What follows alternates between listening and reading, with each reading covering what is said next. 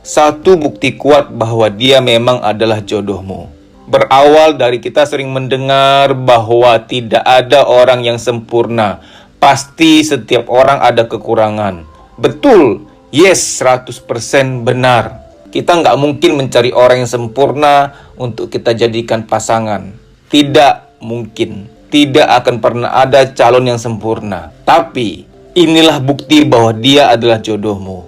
Yaitu bahwa kekurangan kamu bisa dia terima dengan ikhlas. Ingat ya, diterima dengan ikhlas, bukan dipaksa-paksakan, bukan yang masih masa promosi. Ya udahlah, karena gue belum dapat jodoh, ya udahlah kekurangan dia gue usahain untuk terima, gue usahain untuk paksa-paksain seolah-olah gue bisa terima. Bukan begitu.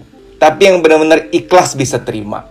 Kebalikannya, kekurangannya kamu juga dia bisa ikhlas menerima. Tanpa paksaan, tanpa daya, tanpa perlu mengeluarkan energi untuk seolah-olah gue harus bisa nerima dia, gue harus bisa nerima dia. Saya berikan contoh. Ada orang yang memang pelin-pelan banget. Bukan dia nggak mau berubah, dia udah niat, dia udah berusaha untuk berubah supaya tegas, supaya nggak pelin-pelan. Tapi ya dia udah berusaha. Nah, kalau kamu sekarang sedang PDKT, sedang penjajakan sama orang yang dia nyata-nyata mengatakan, aduh, kenapa kok kamu pelin-pelan ya? Aku nggak suka loh, jangan gitu loh. Kalau dia udah begitu, udah pasti dia bukan jodoh kamu. Kenapa? Dia nggak bisa nerima kamu apa adanya. Mas, kok seolah-olah kita nggak boleh berubah, kita kan pengen memperbaiki diri. Tunggu dulu. Soal yang pelin-pelan ini bisa diperbaiki atau tidak, tunggu dulu. Contoh yang lain lagi. Kamu emang tipe yang serampangan, yang kurang rapi, yang kalau pulang tuh kaos kaki bisa taruh di mana, jam tangan taruh di mana, kacamata taruh di mana, tas taruh di mana, tiap hari bisa beda-beda letaknya. Dan calon pasangan kamu tahu bahwa kamu tipe seperti itu, dan belakangan dia sering titip pesan, nanti kalau udah menikah aku nggak mau kamu terlalu begitu ya, kamu harus rapi, kamu harus begini, kamu harus mulai tertata. Ini bukti bahwa dia bukan jodohmu. Ah mas, kalau gitu kita seolah-olah nggak boleh berubah dong menjadi lebih baik. Tunggu dulu. Kamu harus dengar hal ini. Bedakan antara hal yang bisa diubah sama hal yang memang melekat pada diri asli kita. Itu biasanya kaitan dengan neurologi, dominansi otak. Orang tipe otak kanan, kebanyakan, saya nggak bilang semua, kebanyakan orang tipe otak kanan itu memang random. Karena dia kreativitasnya tinggi, imajinasi tinggi, dia kadang-kadang nggak mau terikat dengan hal-hal yang terlalu baku. Harus begini, harus begitu, harus rapih, dan lain sebagainya. Karena dia otak seni, karena dia daya imajinasi tinggi. Kebalikannya orang tipe otak kiri yang sangat analitis, sequence itu urutan, penataan, perencanaan, keteraturan, manajemen, administrasi, dan lain sebagainya. Dominansi otak bisa diubah, namun itu berat dan membuat penderitaan ketidakbahagiaan selama sekian panjang. Nah, orang-orang tipe otak kanan biasanya efek sampingnya adalah memang dia itu agak random, serampangan, dan kadang agak pelin-pelan. Kadang, saya nggak bilang selalu. Contoh ya, orang yang imajinatif itu, hari ini dia memutuskan A, tapi karena imajinasi dia, kreativitas dia, intuisi dia bergerak dan dinamis, kemudian dia bisa berubah lagi begini, berubah lagi begitu. Orang seperti ini biasa tipe bisnismen, yang dinamik gitu loh, yang mengikuti perkembangan, bisa berubah. Sementara pengusaha-pengusaha yang klasik, nggak bisa A ya A, B ya B. Sekarang nggak bisa gitu, bos. Sekarang itu perubahan begitu cepat. Kalau kamu terlalu kaku, nggak bisa. Jadi, jangan mencap orang yang pelin-pelan itu sebagai negatif. Enggak juga. Pada situasi dan profesi tertentu malah dibutuhkan. Terlalu saklek, terlalu keras tuh nggak bisa juga. Terlalu kaku tuh juga nggak bisa gitu.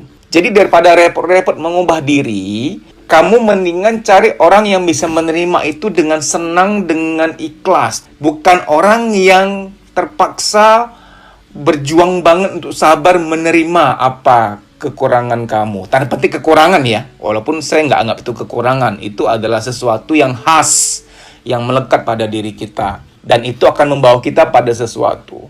Contoh, saya itu tipe yang sangat nggak mampu disuruh hitung-hitungan, harus detail. Contoh, ngerjain akuntansi misalkan. Saya bisa, tapi otak saya bakal panas gitu loh. Coba kalau saya memaksakan terus untuk menekuni akuntansi. Itu kan memang kerjaan orang yang dominan otak kiri, yang analitis, hitung-hitungan, dan lain-lain. Saya tipe otak kanan. Kalau dari dulu saya terlalu fokus untuk mendalami akuntansi, saya nggak akan sampai pada tujuan saya hari ini, yaitu bergerak di bidang psikologi. Tahu nggak? Psikologi itu benar-benar butuh imajinasi, butuh empati, butuh kreativitas, butuh intuisi, butuh kedinamisan. Anda kalau berhadapan dengan klien, nggak bisa pakai rumus-rumus baku, pakai aturan-aturan. Nggak bisa bahwa A pasti B, bahwa C pasti D. Nggak bisa. Kita tuh dinamis menghadapi orang. Kita menghadapi ratusan orang, beda-beda itu budayanya, sejarah masa lalunya, jenis luka batinnya. Luka batin yang sama pun itu intensitasnya berbeda, kisahnya berbeda. Contoh ya, A dan B sama-sama fobia kecoa. Betul, jenis fobianya sama, fobia kecoa. Tapi sejarahnya, sejak usia berapa dia mulai fobia kecoa? Dan seberapa parah trauma yang dia alami? Ini semua adalah hal-hal kualitatif, bukan kuantitatif. Kuantitatif kan yang bisa dihitung. 2 kali 3, 6. 5 kali 10, 50. Itu kuantitatif. Kalau kualitatif itu nggak bisa dihitung. Contoh, kamu seberapa bahagia hari ini? Ya sulit, kita mau ngomong gimana? Saya seberapa bahagia? Sangat bahagia itu sesangat apa? Ngerti kan maksud saya? Ada hal-hal yang nggak perlu diubah pada diri kamu. Cari orang yang memang dia bisa nerima kamu dengan ikhlas, dengan senang hati. Dengan randomnya kamu, dia bisa dengan senang menerima. Dengan pelin-pelannya kamu, dia bisa paham dan nerima dengan nyaman. Dia nggak menuntut kamu untuk berubah. Mas, kok seolah-olah nggak boleh berubah menjadi lebih baik? Boleh berubah, tapi untuk hal-hal berikut ini. Contoh, orang yang suka memfitnah harus berhenti. Itu tidak baik. Orang yang jorok banget, habis pup tidak disiram. Kan nggak boleh dong begitu. Contoh lagi ya, mohon maaf saya belak-belakan aja. Orang yang suka merokok, ya harus berhenti. Karena nyata-nyata itu asap tidak baik buat paru-paru. Contoh lagi, orang yang kalau marah-marah lempar-lempar barang. Itu harus berubah. Itu jangan diterima sebagai, lu harus nerima gue dong. Itu nggak boleh dong begitu. Itu pasti ada luka batin yang parah di alam bawah sadarnya. Ada marah-marah terpendam pada ayah, pada ibu, pada pengasuh, pada kakak, pada teman di sekolah, di masa kecil. Luka batin itu menyisakan emosi-emosi negatif yang udah terlalu banyak dan penuh. Sehingga sekarang meledak-ledak. Ini jangan dianggap, oh aku harus mencari pasangan yang bisa menerima aku apa adanya ini. Yang kalau marah-marah bisa lempar-lempar barang. Hal-hal yang harus diubah itu hal-hal yang nyata-nyata merugikan orang lain maupun diri sendiri. Orang yang boros. Nah, orang yang boros ini harus berubah. Jangan bilang bahwa aku akan mencari pasangan yang bisa menerima borosnya aku. Nggak boleh gitu. Boros bisa di manajemen, boros bisa di treatment, boros bisa diatur untuk berubah. Saya nggak perlu lebih panjang ya. Kamu pasti udah tahu lah hal-hal apa yang aku tahu ini harus diubah. Aku tahu ini harus diubah. Tapi sifat-sifat yang melekat pada diri kamu, yang memang kamu udah usaha berubah tapi nggak bisa. Yang kamu tahu, ini memang ciri khasnya kamu. Contoh periangnya kamu. Ya emang dari kecil kamu periang. Akan beda cerita ya kalau ternyata di masa kecil periang, sekarang tertutup banget. Itu ada luka batin tuh biasanya. Karena ada luka batin, ada peristiwa-peristiwa nggak enak, dimarahi atau dipukul, atau peristiwa-peristiwa yang bikin kamu takut. Kamu jadi yang terintimidasi, takut, sehingga memilih introvert, baik secara sadar maupun tidak sadar. Ada orang yang memilih menjadi introvert karena pilihan.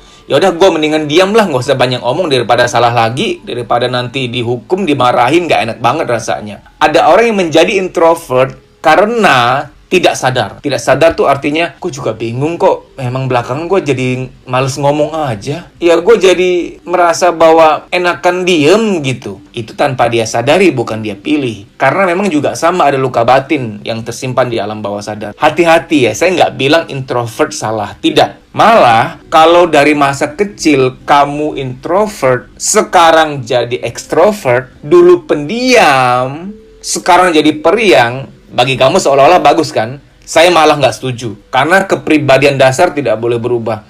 Kok aneh ya Mas Dedi, orang menjadi periang malah nggak boleh? Pertama, jangan ngambil rezeki orang. Orang-orang periang kan memang dia orang marketing, orang sales, orang PR, public relation, orang-orang yang dunia heboh, dunia kemeriahan. Dia akan bikin I.O., dia akan jadi artis, dia akan melawak untuk menghibur dunia ini. Dunia keartisan, dunia entertainment. Mereka ditakdirkan untuk itu. Kamu jangan mengambil rezeki mereka. Mereka juga nggak boleh ngambil rezeki kamu.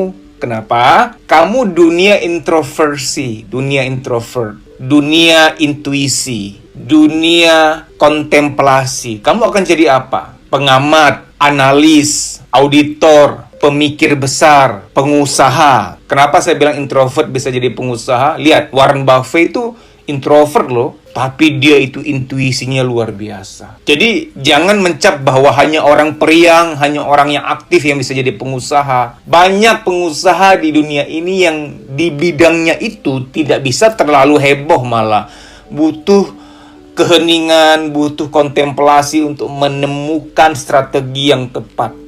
Orang-orang yang heboh, yang periang-periang itu malah nggak akan ketemu di bidang itu. Tapi orang yang heboh, yang periang-periang itu bisa jadi pengusaha di bidang, di ranah yang memang butuh seperti itu. Contoh, kamu pengusaha WO, wedding organizer, ya memang harus yang heboh-heboh, harus yang penuh keriaan. Ketemu orang, gimana bro? Lu maunya gimana? Kita bisa aturin. Ya, siap bro. Nah, emang harus begitu. Semua orang bisa jadi pengusaha tergantung bidangnya. Tipe apa, cocok di bidang apa. Oke, kembali. Jadi kalau di masa pendekatan, di masa penjajakan, kamu merasa bahwa kamu nggak bisa menerima satu atau dua hal pada diri dia. Bisa sih, tapi dipaksa-paksain, disabar-sabarin. Mendingan nggak usah. Kenapa? Kasian anak orang. Kamu paksa-paksain untuk nerima dia. Sekarang bisa paksa-paksain untuk nerima dia, untuk disabar-sabarin.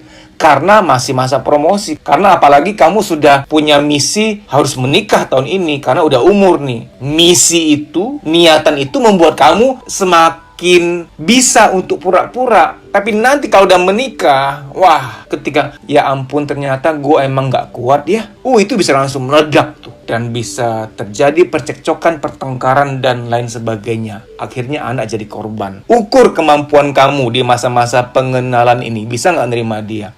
Maka saya selalu mempromosikan pengenalan nggak boleh seminggu 2 minggu. Minimal banget ya 6 bulan. Minimal banget. Tapi bukan yang jarak jauh yang cuma video call atau telepon ya. Harus yang sering ketemuan. Seperti pergi makan bareng, nonton, yang sering ada kebersamaan untuk melihat, memantau sifat-sifat dia. Lalu kamu ukur nanti, gue mampu nggak ya? Gue sama dia seumur hidup loh ini, mampu nggak gue? Diukur kemampuanmu. Oh kayaknya gue nggak mampu. Jangan lanjut. Kamu jangan baru kenal orang 1-2 minggu. Yang penting niatnya ibadah menikah. Betul, menikah itu ibadah. Tapi kalau keputusannya salah, malah bukan ibadah ujung-ujungnya. Orang tua yang berantem, cekcok, bertengkar sampai hingga bercerai, apakah itu ibadah? Tidak. Anak terluka hatinya, bahkan koyak hatinya, hampa hidupnya. Apakah itu ibadah? Tidak. Bagi kamu yang hanya punya satu prinsip, bahwa menikah yang penting niatnya ibadah, niatnya baik, nanti akan dimudahkan. Niat baik, kalau tidak disertai ikhtiar yang cukup, niat baik itu bisa menjerumuskan. Jadi, niat baik harus juga disertai dengan ikhtiar yang optimal. Ikhtiar itu apa? Ikhtiar pengenalan, mengenali, berjuang untuk mengenal, berjuang untuk menganalisa, menjajaki ini seperti apa nantinya. Jangan main nikah aja, oh dia ganteng, oh dia cantik, oh dia baik kok. Nggak bisa seminggu 2 minggu. Tolonglah 6 bulan, pengenalan dulu, pengenalan.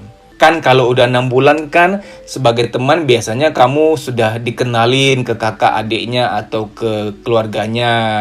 orang tuanya. Nah, dari situ semakin luas akses kamu untuk mengetahui aslinya dia. Seperti kalau udah dekat sama kakaknya, dekat sama ibu ayahnya, kan mulai dapat informasi-informasi tambahan. Oh, dia begini, dia begitu.